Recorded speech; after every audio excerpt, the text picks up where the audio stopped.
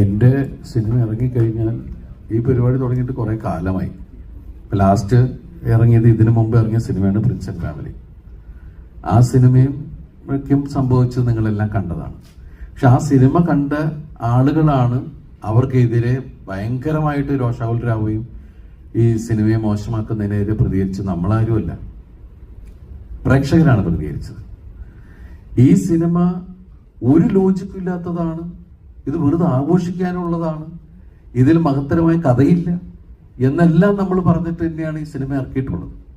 പിന്നെ അതിന് റിവ്യൂ പറഞ്ഞത് ഭയങ്കര എനിക്ക് മനസ്സിലാവുള്ളതായിട്ട് എന്താ, പക്ഷെ അങ്ങനെ പറഞ്ഞാലാണ് അവർക്ക് പൈസ കിട്ടുള്ളൂ.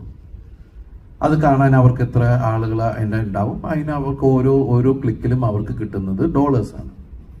അപ്പൊ അതിന് വേണ്ടിയിട്ട് അവര് ഈ സിനിമ കൊണ്ട് തന്നെയാണ് അവരും ജീവിക്കുന്നത്.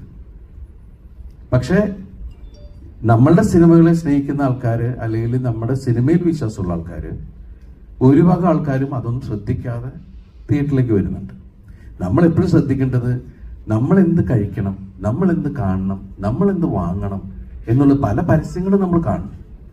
അതിൽ നിന്ന് നമ്മൾ അതിലേക്ക് പൂർണ്ണമായി പോയി അഡിക്റ്റ് ആകുമ്പോഴാണ് കുഴപ്പങ്ങൾ സംഭവിക്കുക. അതെല്ലാം കാണാം, കേൾക്കാം, പക്ഷെ എന്ത് ചെയ്യണം, അല്ലെങ്കിൽ എന്ത് എടുക്കണം, എന്ത് കാണണം, എന്ത് കളയണം എന്നൊക്കെ തീരുമാനിക്കേണ്ടത് നമ്മൾ തന്നെയായിരിക്കണം. അത് നമ്മുടെ വ്യക്തിത്വത്തെ ബാധിക്കുന്ന ഒരു കാര്യമാണ്. ഇല്ലെങ്കിൽ വേറെ ആൾ പറയുന്ന കേട്ട് പോയി കഴിഞ്ഞ അവസാനം നമ്മൾ വെറുതെ ഒരു വെജിറ്റബിൾ ടൈപ്പ് പോകുന്ന ഒരാൾക്കാരായി മാറിപ്പോകും. അപ്പോൾ നമ്മളുടെ ചിന്താഗതികളിൽ ആര് പറയണം കേൾക്കാം, ആരുമായിട്ട് എന്ത് ഷെയർ ചെയ്യാം, എല്ലാം ശരിയാണ്. പക്ഷെ ഫൈനൽ ഡിസിഷൻ എന്ന് പറയുന്നത് നമ്മുടേതായിരിക്കണം എന്നുള്ളത്. ഇപ്പം ഞാൻ ഇതുവരെയും റേറ്റിംഗ് നോക്കിയിട്ടോ ഒരു അഭിപ്രായം കേട്ടുള്ളൂ. ഞാൻ ഒരാളുടെ സിനിമ കാണാൻ തീരുമാനിച്ചാൽ അതിന്റെ റേറ്റിംഗ് പോലും ഞാൻ നോക്കാറില്ല, അതിനെക്കുറിച്ചുള്ള റിവ്യൂ ഞാൻ കേൾക്കാറില്ല.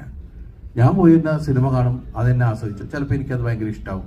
ഇപ്പോൾ റിവ്യൂ കേട്ടിട്ട് ഒരുപാട് ആൾക്കാർ പറയുന്നുണ്ടോ, അയ്യോ ഞങ്ങൾ ഈ സിനിമ OTT വന്നപ്പോഴാണ് കണ്ടേ, ഞങ്ങൾക്ക് എത്ര മിസ്സായി എന്നറിയോ, തിയേറ്ററിൽ ഞങ്ങൾ ആ റിവ്യൂ വായിച്ചിട്ടാണ് ഞങ്ങൾ പോകാതിരുന്നത്.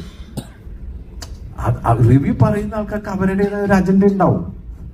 അത് എല്ലാ സിനിമകൾക്കും. ഇപ്പൊ നമ്മള് പല സിനിമകളും, ഞാൻ അഭിനയിക്കാത്ത തന്നെ പല ആർട്ടിസ്റ്റുകളുടെ, പല ഡയറക്ടേഴ്സിന്റെ സിനിമകളെ റിവ്യൂ പറഞ്ഞ് കൊന്നിട്ട് ഇതിന്റെ ഒരു സ്ട്രെസ്സും സ്ട്രെയിനും ഇല്ലേ.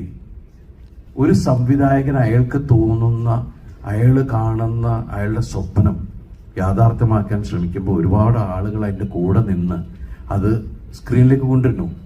സത്യമാണ്, നമ്മൾ 150 രൂപ കൊടുക്കുമ്പോൾ ആ സിനിമ ഇഷ്ടമായോ ഇല്ലയെന്ന് തീരുമാനിക്കാനുള്ള ഇതൊക്കെ റൈറ്റ്സ് ഒക്കെ ഉണ്ട്. പക്ഷെ അത് അടിച്ചേൽപ്പിക്കുക എന്ന് പറയുമ്പോഴാണ് അതിൻ്റെ ഒരു സങ്കടം ഉണ്ടാവുക.